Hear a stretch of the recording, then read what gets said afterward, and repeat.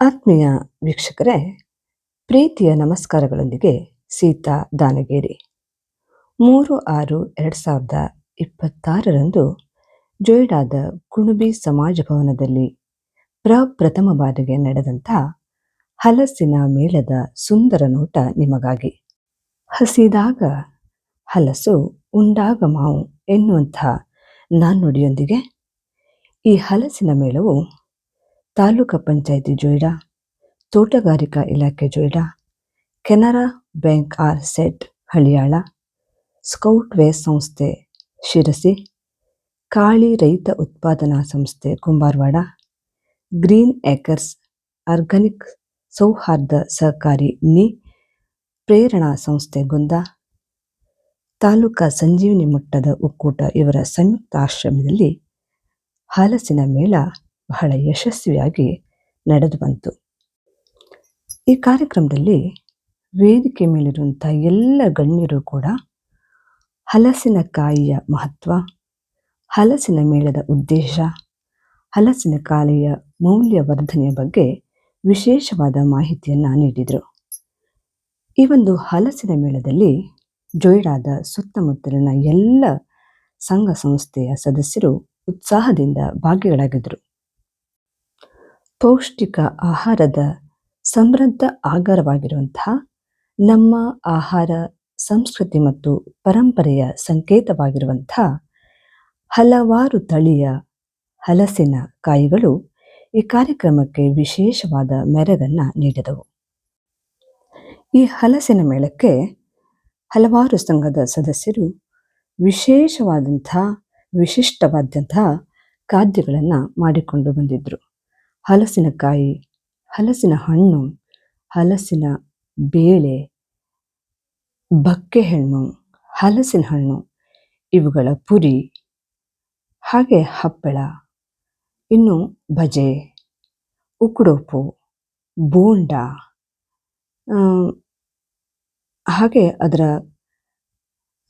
ಕಡುಬುಗಳು, ಪಾಯಸ, juice, ಇನ್ನು ಹಲವಾರು ರೀತಿಯ ಹೋಳಿಗೆ, ಅದರ ಬಜೆ, ಮಂಚೂರಿ, ಹಲಸಿನಕಾಯಿ ಹುಳಿ, ಇನ್ನು ಹಲವಾರು ರೀತಿಯ ತಿನಿಸುಗಳನ್ನು ಬಹಳ ರುಚಿಕರವಾಗಿ ಮಾಡಿಕೊಂಡು ಬಂದಿದ್ದರು. ವಿಶೇಷವಾಗಿ ಹೇಳೋದಾದರೆ ನಮ್ಮ ಪ್ರೇರಣಾ ಸಂಸ್ಥೆಯ ಸದಸ್ಯರು 70-80 ರೀತಿಯ ವಿಶೇಷವಾದ ಖಾದ್ಯಗಳನ್ನು ಹಲಸಿನಕಾಯಿ, ಹಲಸಿನ ಬೇಳೆ, ಬಕ್ಕೆಹಣ್ಣು ಇವುಗಳಿಂದಲೇ ಮಾಡಿಕೊಂಡು ಹೋಗಿದ್ರು. ಎಲ್ಲರೂ ತುಂಬ ಖುಷಿಪಟ್ಟರು ಮತ್ತು ಪ್ರೋತ್ಸಾಹಿಸಿದರು. ಈ ಸೀಸನ್ನಿನಲ್ಲಿ ಸುಲಭವಾಗಿ ಸಿಗಬಹುದಾದಂಥ ಈ ಹಲಸಿನಕಾಯಿಯಿಂದ ಅಂದರೆ ಹಲಸಿನ ಹಣ್ಣು, ಬಕ್ಕೆಹಣ್ಣು ಇವುಗಳಿಂದ ಇಷ್ಟೊಂದು ರೀತಿಯ ಖಾದ್ಯಗಳನ್ನು ಮಾಡಬಹುದಾ ಎಂದು ಎಲ್ಲರೂ ತುಂಬ ಅಚ್ಚರಿಪಟ್ಟರು. ಈ ಕಾರ್ಯಕ್ರಮದಲ್ಲಿ ವೇದಿಕೆ ಮೇಲಿರುವಂಥ ಹಿರಿಯರಿಂದ ಹಲಸಿನ ಮೌಲ್ಯವರ್ಧನೆಯ ಬಗ್ಗೆ ಕೆಲವೊಂದು ವಿಶೇಷವಾದ ಮಾಹಿತಿಯನ್ನು ತಿಳಿದುಕೊಂಡ್ವಿ. ಅಂದರೆ ಹಲಸು ಚೀಪ್ಸು ಮತ್ತು ಒಣ ಉತ್ಪನ್ನಗಳು, ಹಲಸಿನ ಹಪ್ಪಳ ಮತ್ತು ಸ್ನ್ಯಾಕ್ಸ್ಗಳು, ಹಲಸು ಹಿಟ್ಟಿನಿಂದ ವಿಶೇಷ ಆಹಾರ ಪದಾರ್ಥಗಳು, ಹಲಸಿನ ಬೀಜಗಳಿಂದ ಪೌಷ್ಟಿಕ ಆಹಾರ ಉತ್ಪನ್ನಗಳು, ಪ್ಯಾಕೇಜಿಂಗ್ ಮತ್ತು ಬ್ರ್ಯಾಂಡಿಂಗ್ ಮೂಲಕ ಮಾರುಕಟ್ಟೆ ಮೌಲ್ಯದ ಹೆಚ್ಚಳ, ಸ್ಥಳೀಯ ಕಚ್ಚಾ ವಸ್ತುವಿಗೆ ಹೆಚ್ಚುವರಿ ಬೆಲೆ ದೊರಕುವಂತೆ ಮಾಡೋದು, ಮಹಿಳಾ ಸ್ವಸಹಾಯ ಗುಂಪುಗಳಿಗೆ ಉದ್ಯಮ ಅವಕಾಶ, ಗ್ರಾಮೀಣ ಸ್ವಯಂ ಉದ್ಯೋಗಕ್ಕೆ ಬಲವನ್ನು ನೀಡುವುದು. ಹಾಗೆ ಹಲಸಿನ ಮೇಳದ ಮೂಲ ಉದ್ದೇಶ ಏನು ಅನ್ನೋದನ್ನು ಕೂಡ ತಿಳಿದುಕೊಂಡ್ವಿ.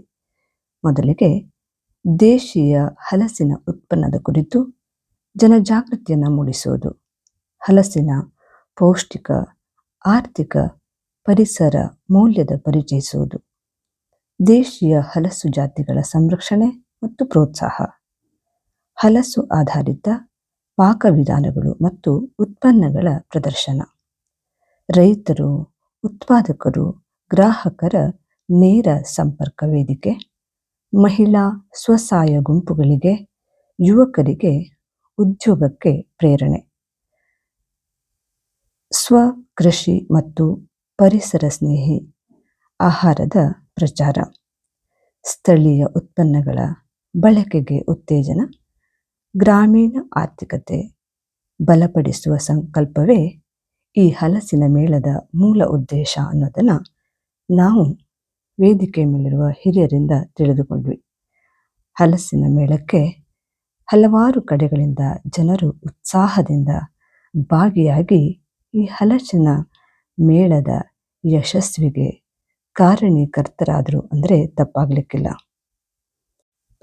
ಈ ಸಂದರ್ಭದಲ್ಲಿ ಸ್ಥಳೀಯ ಹಣ್ಣುಗಳಾದಂಥ ಬಾಳೆಹಣ್ಣು, ನೇರಳೆಹಣ್ಣು ಇವುಗಳನ್ನು ಕೂಡ ಮಾರಾಟ ಮಾಡಿದರು. ಹಾಗೆ ವೇದಿಕೆ ಮೇಲಿರುವಂಥ ಹಿರಿಯರು ಹಲಸಿನ ಮರದ ಮಹತ್ವನೂ ಕೂಡ ಹೇಳಿದರು. ಅಂದರೆ ಹೇರಳವಾದ ಆಮ್ಲಜನಕವನ್ನು ನೀಡುವಂಥದ್ದು, ಕಾರ್ಬನ್ ಅನ್ನು ಹೀರಿಕೊಳ್ಳುತ್ತದೆ, ಜೊತೆಗೆ ಹೇರಳವಾಗಿ ನೆರಳನ್ನು ಕೂಡ ನೀಡಿ ತಾಪಮಾನವನ್ನು ನಿಯಂತ್ರಿಸುತ್ತದೆ. ಹಲಸಿನ ಮರದಿಂದ ಮಣ್ಣಿನ ಸಂರಕ್ಷಣೆ, ಜೀವ ವೈವಿಧ್ಯ ಸಂರಕ್ಷಣೆ, ನೀರಿನ ಸಂರಕ್ಷಣೆ, ರಾಸಾಯನಿಕ ಬಳಕೆಗಳಿಲ್ಲದೆ ಸಮೃದ್ಧವಾಗಿ ಬೆಳೆಯುವಂಥದ್ದು, ಹಸಿರು ವಲಯವನ್ನು ವಿಸ್ತರಿಸುತ್ತದೆ, ಶಬ್ದ ಮಾಲಿನ್ಯದ ಕಡಿತಕ್ಕೂ ಇದು ಕಾರಣೀಕರ್ತವಾಗಿದೆ ಎಂದು ಹೇಳಿದರು. ಇನ್ನೂ ವಿಶೇಷವಾಗಿ ಹೇಳೋದಾದರೆ, ನಮ್ಮ ಹಳ್ಳಿಯಲ್ಲಿ ನಾವೆಲ್ಲರೂ ಈ ಸೀಸನ್ನಿಗೆ ಹಲಸಿನಕಾಯಿಯನ್ನು ಸಾಕಷ್ಟು ಬಳಸ್ತೇವೆ. ಆದರೆ ಅದರ ಮಹತ್ವ ಏನು, ವಿಶೇಷತೆ ಏನು ಅನ್ನೋದು ನಮಗೆ ಗೊತ್ತಿರಲಿಲ್ಲ. ಈ ಸಂದರ್ಭದಲ್ಲಿ ವೇದಿಕೆಯಲ್ಲಿರುವ ಹಿರಿಯರು ಹಲಸಿನಕಾಯಿಯಲ್ಲಿರುವಂಥ ವಿಶೇಷವಾದ ಪೌಷ್ಟಿಕಾಂಶದ ಬಗ್ಗೆ ತಿಳಿಸಿದರು. ಶಕ್ತಿದಾಯಕ ಕಾರ್ಬೋಹೈಡ್ರೇಟುಗಳ ಸಮೃದ್ಧ ಮೂಲ, ನಾರಿನಾಂಶ ಅಧಿಕವಾಗಿದ್ದು ಜೀರ್ಣಕ್ರಿಯೆಗೆ ಸಹಕಾರಿ, ವಿಟಮಿನ್ ಸಿ ರೋಗ ನಿರೋಧಕ ಶಕ್ತಿಯನ್ನು ವೃದ್ಧಿಸುವಂತಹ ಗುಣ ಇದರಲ್ಲಿದೆ, ವಿಟಮಿನ್ ಎ ಮತ್ತು ಉತ್ತಮ ದೃಷ್ಟಿ ಹಾಗೂ ಚರ್ಮ ರೋಗದಕ್ಕೂ ಕೂಡ ಉತ್ತಮವಾದ ಪರಿಣಾಮಕಾರಿ ಎಂದರು. ಹಾಗೆ ಬಿ ಸಮೂಹದ ವಿಟಮಿನ್ಗಳು ಶಕ್ತಿವರ್ಧನೆ, ನರಗಳ ಆರೋಗ್ಯಕ್ಕೂ ಸಹಾಯಕವಾಗಿದೆ ಎಂದರು. ಹಾಗೆ ಎಲುಬನ್ನು ಬಲಪಡಿಸುತ್ತದೆ, ಕ್ಯಾಲ್ಸಿಯಂ, ಮ್ಯಾಗ್ನೀಷಿಯಂಗಳನ್ನು ಕೂಡ ಹೊಂದಿದೆ, ಹೃದಯದ ಆರೋಗ್ಯಕ್ಕೂ ಉತ್ತಮವಾದದ್ದು, ಎಲ್ಲ ರೀತಿಯ ಶಕ್ತಿಗಳ ಮೂಲ ಎಂದು ಅವರು ಹೇಳಿದರು. ಈ ಹಲಸಿನ ಮೇಳದಲ್ಲಿ ವೈವಿಧ್ಯಮಯ ತಿಂಡಿ ತಿನಿಸುಗಳು, ನೋಟಗಳು ನಮಗೆ ಆನಂದವನ್ನು ಉಂಟು ಮಾಡಿರುವುದರ ಜೊತೆಗೆ ವಿಶೇಷವಾದ ಮಾಹಿತಿಗಳು ದೊರೆತದ್ದು ಬಹಳ ಸಂತೋಷವಾಯಿತು. ಆತ್ಮೀಯರೇ, ಇಂತಹ ಕಾರ್ಯಕ್ರಮದಲ್ಲಿ ಎಲ್ಲರೂ ಭಾಗಿಗಳಾಗೋಣ, ಬನ್ನಿ ಸಂಭ್ರಮಿಸೋಣ. ಧನ್ಯವಾದಗಳು.